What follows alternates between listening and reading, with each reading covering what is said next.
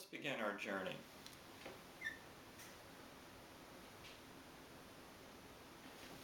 And the first country that we're going to be starting with in the course is China. The work that we'll be looking at is The Journey to the West, an epic in the canon of world literature, composed of 100 books. It features a character called the Monkey King. And I have an art book, fairly recent art book, that has 72 artists giving their interpretation of the Monkey King. The Monkey King is famous for being able to transform into 72 different aspects. I'll share a couple of these here with you guys. Here's a fairly high-tech version of the Monkey King.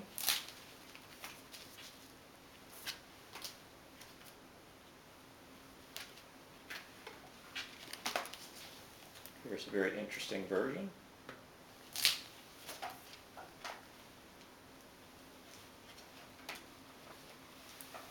There's the popularity of the toys and that kind of style.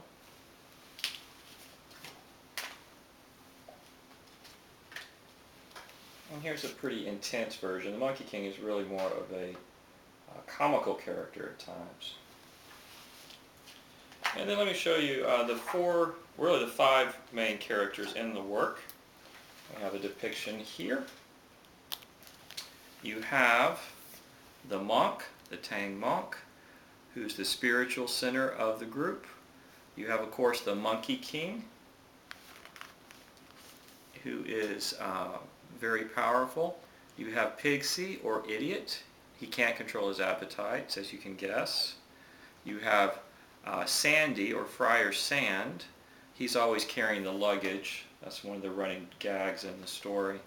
And then you have the Dragon Prince, who appears as a white horse. So those are the five main characters in the work. Now this work has been very influential. It's still extremely popular. You have actors like Jet Li portraying the Monkey King in movies like The Forbidden Kingdom. Dragon Ball Z is loosely based on the Monkey King.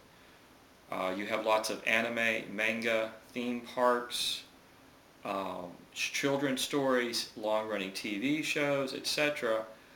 In China that really show the variety of interpretations of the work. It's comparable to, for example, Batman's incarnations in pop culture here in the United States. And this work really fits into the world canon as far as it's very similar, for example, to Chaucer's The Canterbury Tales. It's a religious pilgrimage. It's also similar in some aspects to the Fairy Queen, where you have encounters. You have the knights, King Arthur and that mythology, and the Fairy Queen, and you have characters who encounter magic, characters in disguise, temptations, etc. We'll see that here in this particular work in a different context. It's also similar in some aspects to Dante's epic The Inferno, which was written in the vernacular Italian of the time. This work is written in vernacular Chinese, but it also combines lots of other styles, including kind of an elevated classical poetic style. And let's see. And it's also, in some aspects, similar to works such as Beowulf, because it's really coming from an earlier oral tradition of these stories that were told in lots of different ways, and the particular author here is writing them down. So you have a lot of similarities to some other works. It has a lot of energy. It kind of reminds me in some aspects of the 1001 Nights, the Arabian Nights, with its creativity and its constant sort of invention and this magic. It's very similar to a video game. In fact, there's some video games based on this work. It fits very well into that. The cast of characters here is kind of like a superhero team today.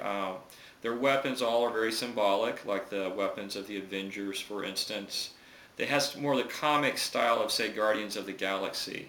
You might compare Rocket Raccoon, for instance, to the Monkey King.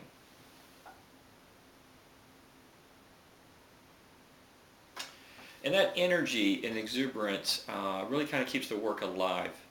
And this it's kind of has that a little bit, it's almost like a religious allegorical story told by Walt Disney or Warner Brothers with their Looney Tunes cartoons. It has that kind of energy. So it's a very unique type of work in the entire canon of world literature.